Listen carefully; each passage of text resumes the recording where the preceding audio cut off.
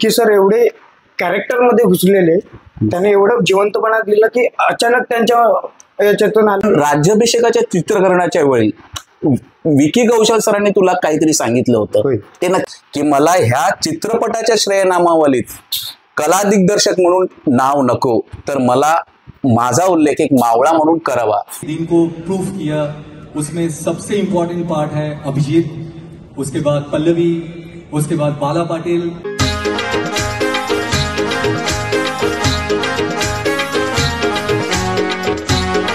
नमस्कार मित्रांनो, कोलियाचं बोल या यूट्यूब चॅनलवर तुमचं स्वागत आहे. मी निनाद पाटील आणि अर्थातच तुमच्यापर्यंत व्हिडिओ पोहोचवणारा प्रसाद मेहर.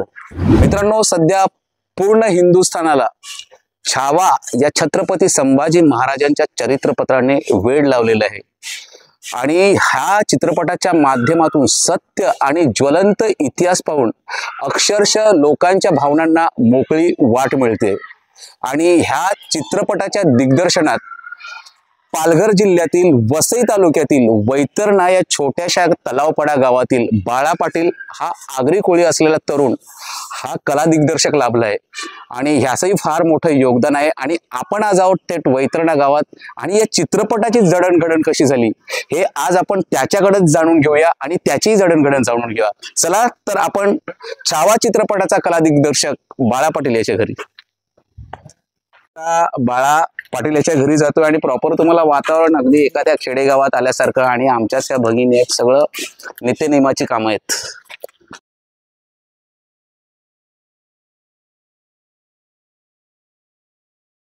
सामान्य घरातला माणूसही कशी झेप घेऊ शकतो आता थेट आपण त्याच्याकडूनच जाणून घेणार आहोत हा सगळा जीवन प्रवास. घरात दरवाजात आपण आहोत आणि आता तिथे जाऊनच आपण माहिती घेऊया. बाळा पाटील याच्या घरी आणि हे सगळं अनएक्सेप्टेबल आहे की आई त्यांची आरती करते आणि ही खऱ्या अर्थानं अतिथी देवो भव ही आपल्या महाराष्ट्राची आणि हिंदुस्थान वासियांची संस्कृती आहे. आणि आभाळात पाय असूनही म्हणजे आभाळात झेप घेऊन पाय जमिनीवर कसं ठेवायचं याचं आदर्श उदाहरण म्हणावं लागेल. धन्यवाद. आणि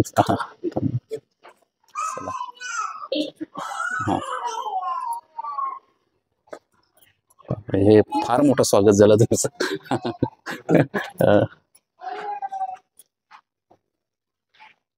तर धर्मासाठी बलिदान देणाऱ्या संभाजी राजांचा चित्रपट गाजतोय आणि गाजतोय म्हणण्यापेक्षा सगळे हे चरित्र लोकांपर्यंत पोहोचून म्हणजे लोकांच्या भावनांना वाट मोकळी करून देतोय.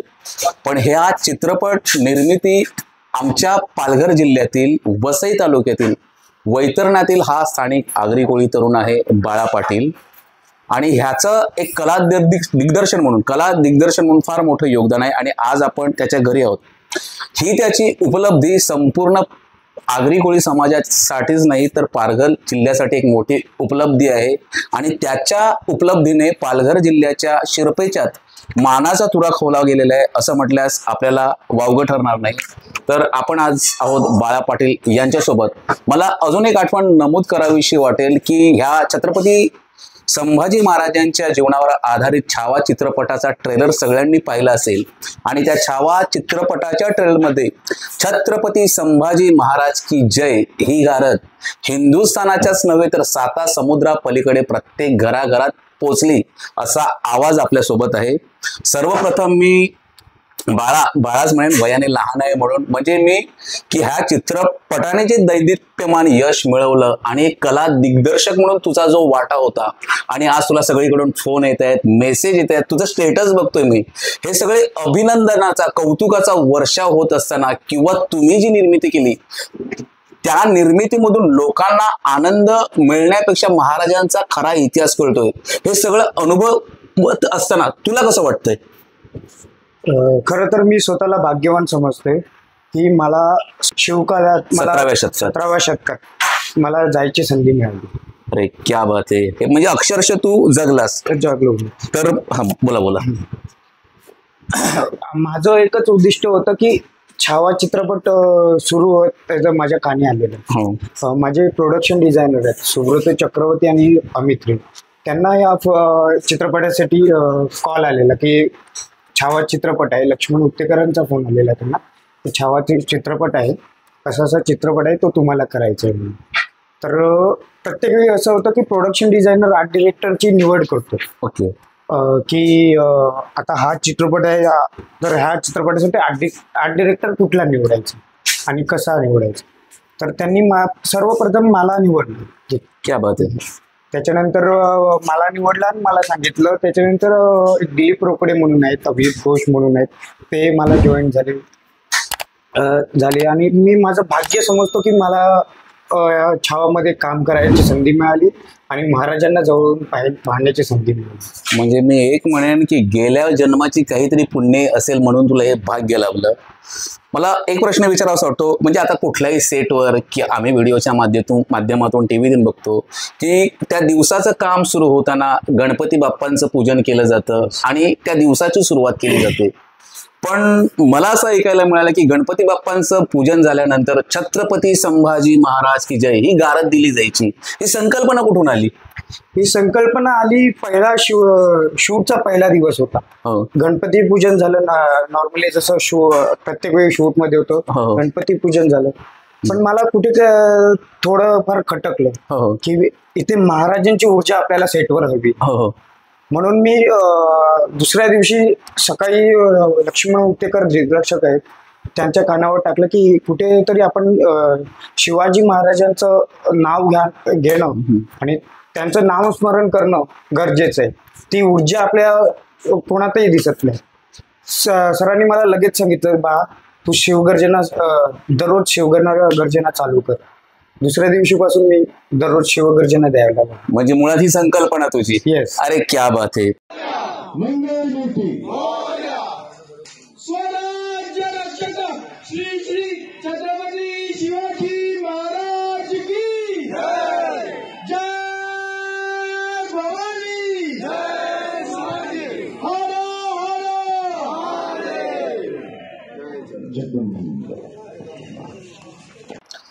अजून एक विचारावं वाटतं, तुम्ही भोरच्या वाड्यात शूट करत असताना नमो पार्वती हर हर महादेव ती शिवगर्जना कशी आली, कुठून आली आणि ह्यानंतर सेटवर काय अनुभूती आली? खरं तर जो डायलॉग होता विकी सरांचा महाराजांचा की नमो पार्वती पते हर हर महादेव, ते स्क्रिप्टमध्ये नव्हतंच. स्क्रिप्टमध्ये होतं जय भवानी आणि त्याच्यानंतर पुढचं वाक्य होतं. तर आपले विकी सर एवढे कॅरेक्टरमध्ये घुसलेले, त्याने एवढं जिवंतपणा दिलं की अचानक त्यांच्या याच्यातून आलं की नमो पार्वती पते हर हर महादेव आणि एकच जल्लोष झाला सेटवर. आणि त्याच्यानंतर विकी सर भावुक झाले आणि लक्ष्मण उत्तेकर सरांना मिठी मारली. अरे क्या बात आहे. मला ह्यावरून गीत रामायणातला एक किस्सा आठवतोय. म्हणजे गीत रामायणातलं जे सुरुवातीतलं गीत आहे, स्वय श्री राम प्रभू ऐकती कुशलव रामायण गाती, हे गीत गदिमांनी लिहून ठेवलं होतं, पण ऐनवेळी ते सापडत नव्हतं. म्हणजे बाबूजींनी अर्थात सुधीर फडकेजींनी तो कागद हरवला आणि त्यानंतर म्हणजे अक्षरशः गदिमा त्यांच्यावर वैतागले होते. पण त्यानंतर गदिमांनी पुन्हा गीत लिहिलं आणि त्या गीतातील एक शब्द आहे, ज्योतीने तेजाची आरती. म्हणजे फक्त त्या आधी गाणं लिहिलं होतं त्यामध्ये ते शब्द नव्हते, पण ज्योतीने तेजाची आरती या गाण्याने त्या गीताला वजन प्राप्त झालं. एक्झॅक्टली नमो पार्वती हर महादेव म्हणजे आज थिएटरकडे खेचण्यासाठी ती घोषणाच, ती शिवगर्जनाच कारणीभूत ठरलाय असं आपण म्हणू शकतो. मला वाटतं की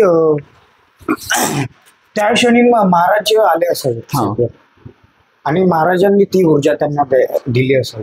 अरे म्हणजे आता हे तुझ्याकडून ऐकताना पण माझ्या अंगावर शहारे येत आहेत. पण या गारदेमुळे या सेटवरचं वातावरण तू शंभूमय करायचास, पण राज्याभिषेकाच्या चित्रीकरणाच्या वेळी विकी कौशल सरांनी तुला काहीतरी सांगितलं होतं, ते नक्की काय होतं? राज्याभिषेकाचा सीन सुरू होता आणि आम्ही त्याच दिवशी शूट केला की जेव्हा 16 जानेवारी संभाजी महाराजांचं राज्याभिषेक झालं 1681. तर त्या दिवशी आम्ही शूट सुरू होतं. जवळजवळ 15 टेक झाले. त्या 15 टेक. ओके. सीन असाच होता की राज दरबारातून सर्व येत आहेत आणि गादीवर बसत आहेत पण तो सीन होतच नव्हता. कारण विकी सर एवढे भावुक झालेले की बोलत उत्तेकर सरांना बोलत होते, मला कळत नाहीये, मला माझी इच्छाच होत नाहीये गादीवर बसायची.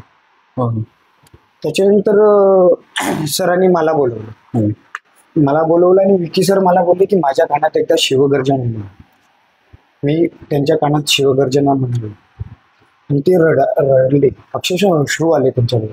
अरे क्या, म्हणजे तुम्ही ह्या चित्रपटाच्या माध्यमातून अक्षरशः तो काळ जगला. खरंच तुम्ही भाग्यवान आहात. आता ज्यांनी हा चित्रपट पाहिला असेल किंवा काय पाहणार असेल तर ह्या चित्रपटातील सगळ्यात म्हणजे डोळ्यात अश्रू उभा करणारा प्रसंग म्हणजे ज्या महाराजांना वधस्तंभावर उभं केलं आणि ज्या 40 दिवस यातना दिल्या गेल्या, आणि त्यावेळी तुला काय वाटलं होतं? त्यावेळी ऍक्च्युली म्हणायचं झालं तर शेवटचा सीन होता तो आमचा, आणि त्या दिवशी आमचं पूर्ण चित्रीकरण संपणार होतं. सरांनी मला बोलवलं आणि मला तो सीन दाखवला परत मॉनिटरवर की बाळा तुला सांग की काय वाटतं, कसा वाटतो. मी बघून रडायला लागलो. तर सर तिथूनच म्हणाले बाळा मला उत्तर मिळालं तुझं. आणि नंतर मी विकी सरांकडे गेलो, विकी सरांसमोर ढसाढसा रडलो. विकी सरांनी मला मिठी मारली. अरे क्या बात आहे. म्हणजे अक्षरशः तू की शंभू राजे तुला मिठी मारतात हे सगळं तू अनुभवलंस. म्हणजे आपण रायगडाच्या बांधकामाचं जेव्हा वर्णन करतो तेव्हा हिरोजी इंदुलकरांचं नाव आपसुकच येतं, आणि जेव्हा रायगडाचं काम पूर्ण झालं तेव्हा हिरोजी इंदुलकरांची महाराजांनी तारीफ केली. अगदी महाराज त्यांच्या कामावर खुश झाले आणि तेवढी महाराजांनी त्या हिरोजी इंदुलकरांना सांगितलं अरे तुला काय हवंय ते मला सांग. त्यावेळी हिरोजी इंदुलकर एकच बोलले की मला तुमच्या पायरीचा दगड व्हायचा आहे. म्हणजे आजही कुठला माणूस रायगडावर गेला किंवा रायगडावरच्या जगदीश्वराच्या मंदिरात गेला तर त्या पायरीवरचा सेवेसी ठाई तत्पर हिरोजी इंदुलकर हा पाषाण आपल्याला दिसतो, आणि ते पाषाणाला वंदन केल्यानंतरच आपण त्या जगदीश्वराच्या मंदिरात जातो. म्हणजे मी हा किस्सा का सांगतोय मित्रांनो, म्हणजे ह्या छावा चित्रपटाचे दिग्दर्शक लक्ष्मण उत्तेकर, आणि जेव्हा आपल्या बाळाची त्याच्यासोबत चर्चा झाली तेव्हा बाळाने सांगितलं की मला ह्या चित्रपटाच्या श्रेयनामावलीत कला दिग्दर्शक म्हणून नाव नको, तर मला माझा उल्लेख एक मावळा म्हणून करावा. हा विचार कुठून आला तुझ्या मनात? मला असं वाटतं की महाराजांसाठी आपलं काही देणं लागतं, मग ते आपण कसं देणार? बरोबर. कुठल्या आणि कुठल्या गोष्टीतून देणारच. बरोबर. मग आपण माझा हा त्याग होता त्यांच्यासाठी की आपलं काहीतरी देणं आहे महाराजांसाठी. बरोबर. म्हणून मी एक सरांना असं म्हटलं की माझं हे क्रेडिट देण्यापेक्षा महाराजांचा मावळा माळा म्हणाला तर चांगलं वाटेल. म्हणजे आमच्या या मराठी मातीमध्ये अजून इंदुलकरांचं रक्त सळसळतंय हेच तुझ्या या उदाहरणातून मला सांगावंसं वाटेल. कला दिग्दर्शक म्हणून तुमचं नक्की काम काय होतं? कला दिग्दर्शक म्हणून माझं काम होतं की वेगवेगळे सेट्सचे डिझाईन्स करणं, परत प्रत्येक फ्रेम जे आपली कॅमेराची फ्रेम लागते ती फ्रेम सुंदर कशी दिसेल, ओके, आणि त्याला सजवता कसं येईल, ते वातावरण निर्मिती कशी करता येईल, ते काम माझं होतं. ओके. आता ही तुमची कला पाहिलीच, आणि ह्या चित्रपटाविषयी तुम्ही कसा शंभूमय काळ जगलात हे देखील आम्ही पाहिलं. पण तो काय किस्सा होता की लक्ष्मण उत्तेकर सरांनी तुम्हाला मोगलांचा रोल देऊ केला होता आणि तुम्ही डिनाय केला? हो. अकबरचा टेंट होता. त्यात ते हा सीन होता की पहिल्यांदा महाराज अकबरांना भेटायला जातो. त्यात मला लक्ष्मण सर म्हणाले की तू मुघलचा रोल करशील का. त्यात असं होतं की महाराज टेंटमध्ये घुसतायत त्या, आणि पहिला वार त्यांना मी देणार होतो, पण ते मला कुठेतरी खटकलं आणि मी तिथेच नकार दिला त्या रोलसाठी. पण उत्तेकर सर जे घराघरात पोहोचलेले आहेत त्यांनी बाळाला एक मोगलाचा रोल देऊ केला होता. म्हणजे तुम्ही चित्रपट पाहिला असेल किंवा पाहिल्यानंतर तुम्हाला कळेल की पहिल्यांदा त्या औरंगजेबाचा मुलगा अकबर आणि छत्रपती संभाजीराजांची भेट होत असते, आणि त्या छावणीमध्ये आल्यानंतर ते मोगल सैनिक महाराजांवर वार करतात, छत्रपती संभाजीराजांवर वार करतात. पण बाळाने ते डिनाय केलं, कारण आम्ही स्वप्नात किंवा नाटकात सुद्धा संभाजी महाराजांची गद्दारी करू शकत नाही. आणि इथलं म्हणजे स्वराज्य प्रेम इथे नसानसात भरलेलं आहे, हे आपल्याला बघायला मिळेल. तर मित्रांनो, हे सगळं तुम्ही किस्से ऐकलात, पण हा बाळा ज्या खेडेगावात राहतो त्याचा प्रवासी सोपा नव्हता बरं का. म्हणजे अगदी शाळेय जीवन त्याचं इथल्या प्राथमिक शाळेमध्ये झालं. चित्रकलेची आवड होती आणि ती चित्रकला शिक्षण घेण्यासाठी त्याला वसई विकासनी कॉलेजमध्ये जावं लागलं. पण ते कॉलेज घेण्यासाठी इच्छा आहे, पण हातात पैसे नाही. त्यासाठी इथल्या स्थानिक अमूल डेअरीमध्ये देखील त्यांनी काम केलेलं आहे. हा लहानपणापासूनचा प्रवास सांगितलात तर बरं होईल, की जो आपल्या तरुणांसाठी प्रेरणा ठरेल. मी 1ली ते 4थी जीप शाळा तलावपाडा शाळेत शिकलो. त्याच्यानंतर सरस्वती विद्यालय फणसपाडा वैतरणा म्हणून शाळा आहे वैतरणा विभागाची. त्या शाळेत 5वी ते 10वी मी शिक्षण घेतलं. त्यानंतर वसई विकासनी ध्रुवकला महाविद्यालय, चित्रकलेची आवड होती त्यामुळे तिथे जायचा निर्णय घेतला. तिथे ॲडमिशन तर झालं, पण खर्चाचं काय, आईनेच मला थोडा हातभार लावलेला. पण स्वतःसाठी काहीतरी करावं आणि स्वतः खर्च करावा कॉलेजचा, त्यासाठी मी ठरवलं की पार्ट टाईम जॉब करायचा. आणि इथल्या स्थानिक अमूल डेअरीमध्ये माझं कॉलेज असायचं सकाळी 7 ते दुपारी 2चं. त्यानंतर मी 2:30 वाजताची ट्रेन पकडून मी घरी यायचो आणि लगेच 3:30 वाजता माझी ड्युटी असायची अमूल डेअरीमध्ये. मग तिथे जाऊन मी 3 ते 11 माझा तिथे जॉब असायचा. त्याच्यानंतर मी घरी आल्यानंतर मग कॉलेजचं जे होमवर्क असायचं ते करायचो 1-2 तास आणि मग पुन्हा तसंच. मित्रांनो, प्रत्येक सामान्य माणसामध्ये एक असामान्य गोष्ट घडलेली असते. फक्त त्याला आयुष्यात एका धक्क्याची गरज असते. आणि मी म्हणेन की त्याचं भाग्य आहे की त्यांना छत्रपती संभाजी महाराजांनी धक्का दिलाय आणि तो आज घराघरात पोचलेला आहे. मग छत्रपती संभाजी महाराजांमुळे तू घराघरात पोचलास, पण याआधी कुठल्या कुठल्या चित्रपटांसाठी तू काम केलेलं आहे, कुठल्या कुठल्या कलाकारांसोबत काम केलेलं आहे, हे ऐकायला मला आवडेल. माझा प्रवास सुरू झाला एक हवाईजादा म्हणून आयुष्मान खुरानाचं स्टार कास्टिंग आहे, त्यांचं फिल्म होती. त्यासाठी मला एक विमानाचं मॉडेल बनवायचं होतं, मिनिएचर बनवायचं होतं. त्यासाठी मला बोलावलेलं. जे ते प्रोडक्शन डिझायनर होते सुब्रत चक्रवर्ती आणि अमित रे म्हणून, त्यांनी माझं काम पाहून मला लगेच दुसऱ्या फिल्मसाठी मला दिग्दर्शक म्हणून बोलवलं आणि तिथून माझा प्रवास सुरू झाला. अरे क्या बात. तिथून माझा पहिला मूवी एक लखनौ सेंट्रल म्हणून आहे. ती फिल्म होती माझी राजी, जी ब्लॉकबस्टर ठरली. त्यात सुद्धा विकी कौशल होते आणि आलिया भट्ट स्टार कास्टिंग होतं. त्याच्यानंतर मी केलं केसरी अक्षय कुमार. हो, त्यावेळी माझी आमची वसईने सन्मान सुद्धा केलेला आणि अक्षय कुमारने सुद्धा माझी स्तुती केली कामाची. त्याच्यानंतर मी हाऊसफुल 4, गुड बाय, आता नावं आठवत नाहीयेत ऍक्च्युली, पण 10-15 फिल्म झाले म्हणजे टोटल.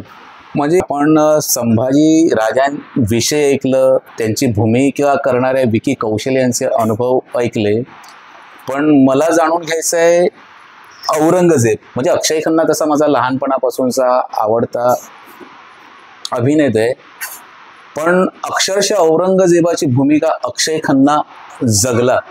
म्हणजे तुम्हाला छत्रपती संभाजी महाराज आणि शिवाजी महाराज जर कळायचे असतील तर पहिलं तुम्हाला औरंगजेब जाणून घ्यावा लागेल. आणि अशा माणसाला आपल्या सामर्थ्याने सामोरे जाणारे महाराज, स्वराज्याचे 2 छत्रपती.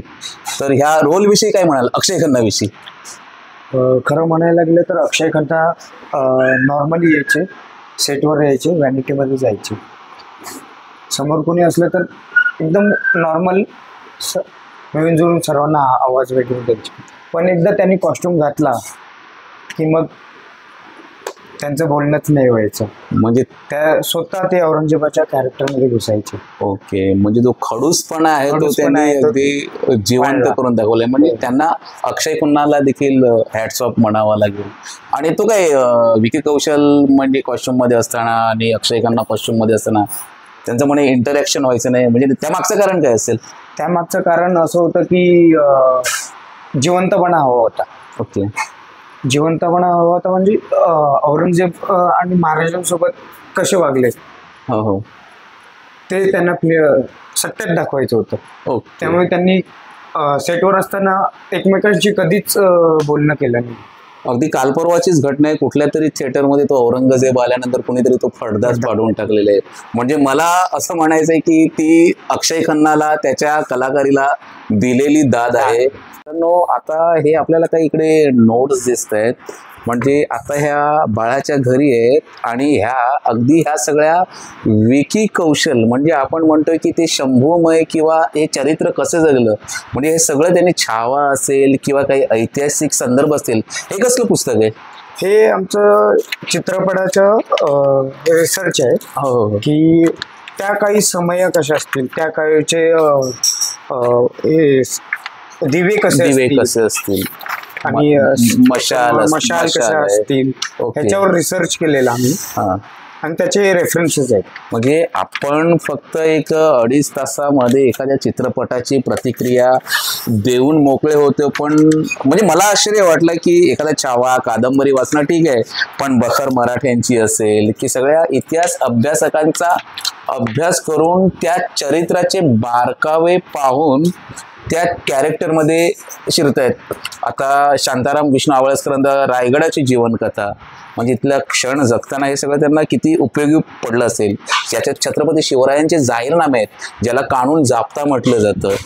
चला हे तुम्हाला आणि हे खास करून ज्यांना आपण सध्या छत्रपती संभाजी राजांच्या वेशात आवेशात पाहतोय हे सगळं विकी कौशल सरांनी याचा अभ्यास केलेला आहे आणि ह्याही सगळी डॉक्युमेंट्स आपल्या बाळाने दिलेले आहेत. हे सगळं अचंबित करणार आहे. श्रीमान योगी इथं दिसतंय. हे काय हे रेफरन्स आहे. हो त्या काही त्यांचं सामान कसं हो हो संदूक आहेत एक्झॅक्ट बसण्याचं म्हणजे ह्या गोष्टीचाही विचार केला जातो. हो आता हे काय Chhava look and feel.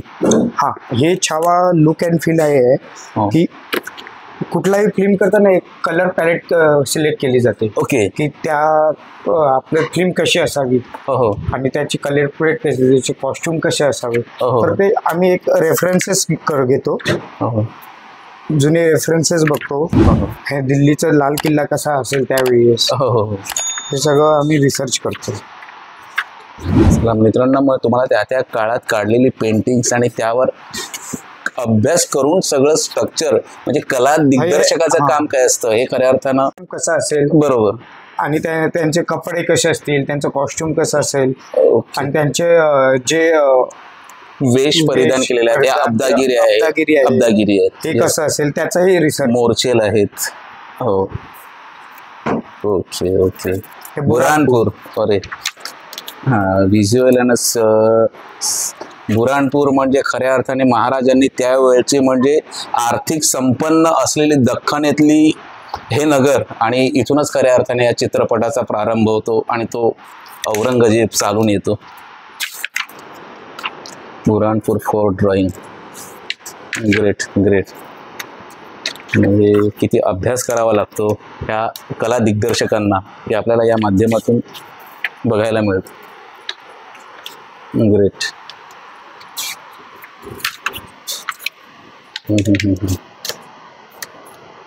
Burhanpur market great. काही नवीन बघायला मिळालं.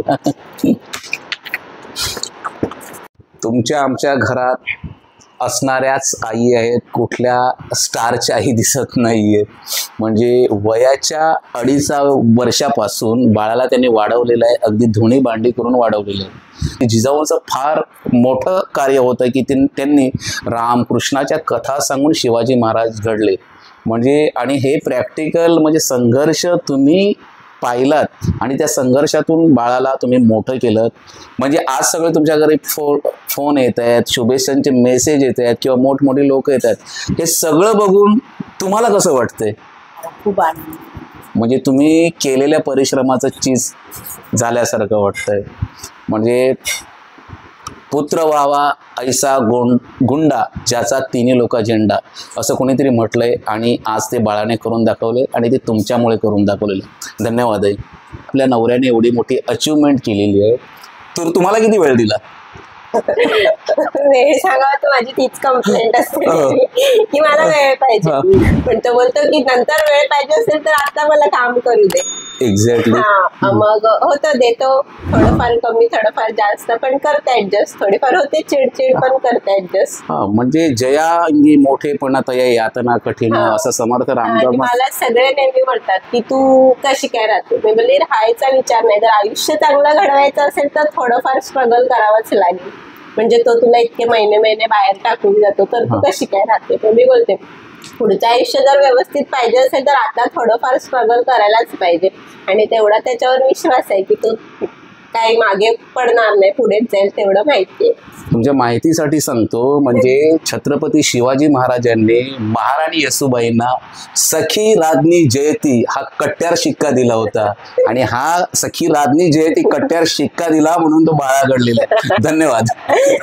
कारण गावातील सतीशजी गावडे आहेत आपल्यासोबत, की ज्यांच्या बरोबर बाळा वाढला किंवा ज्यांनी त्यांचा दिनक्रम पाहिला, आणि आज छावा चित्रपटाच्या माध्यमातून त्याची शिवगर्जना हिंदुस्थानातीलच नव्हे तर घराघरात साता समुद्रापार पोचते, आणि सगळ्या अभिनंदनाचा वर्षाव होत असताना एक गावकरी म्हणून तुम्हाला काय वाटतं? आता आमच्या वैतरणा विभागातील एक सामान्य सर्वसाधारण घरातून व्यक्ती जेव्हा झलकते तेव्हा वैतरणा विभागच नाही तर पूर्ण वसई तालुका जिल्ह्यातील नागरिकांना त्याचा अभिमान आहे. संत नामदेवांचा अभंग आठवतोय मला, देव पाहावयासी आलो, देव होऊन चिठेलो, असा काहीतरी आशयाचा अभंग आहे. मी आपल्या भूमिपुत्राची बाळाची मुलाखत घ्यायला आलो होतो. म्हणजे ऑलमोस्ट प्लॅन असा होता की एक साधारण 15 मिनिटामध्ये 20 मिनिटामध्ये नाही, आवाज येऊ दे, ती फॅमिलीच दाखवायची आहे मला. हां, तर खरे 15 मिनिटात मी मला वैतरणावरून विरारसाठीची ट्रेन पण पकडेल. अरे पण आम्ही यायच्या अगोदरच आमच्या जेवणाची तयारी सुरू झाली होती, आणि हे आमच्या खास आगरी कोळी कुटुंबियांचं किंवा समाजाचं वैशिष्ट्य आहे. आणि आजचा दिवस आमच्या लक्षात राहील, आणि आजचा व्हिडिओ आणि आजची ही आमची बाळा पाटलाची जो छावा चित्रपट घराघरात पोचला, त्या कुटुंबात आम्ही काही काळ व्यतीत केला. मला वाटतं इथून या छत्रपती संभाजीराजांपासून आता आमच्या नव्या नातेसंबंधाला सुरुवात झालेली आहे, आणि आम्ही ती कायम राखण्याचा प्रयत्न करू. आणि आजचा व्हिडिओ कसा वाटला हे आम्हाला कमेंटच्या माध्यमातून अवश्य कळवा. आणि अशीच नवनवीन माहिती जाणून घ्यायची असेल तर आमचं कोलियाचं बोल या चॅनलला सबस्क्राईब करायला विसरू नका. धन्यवाद.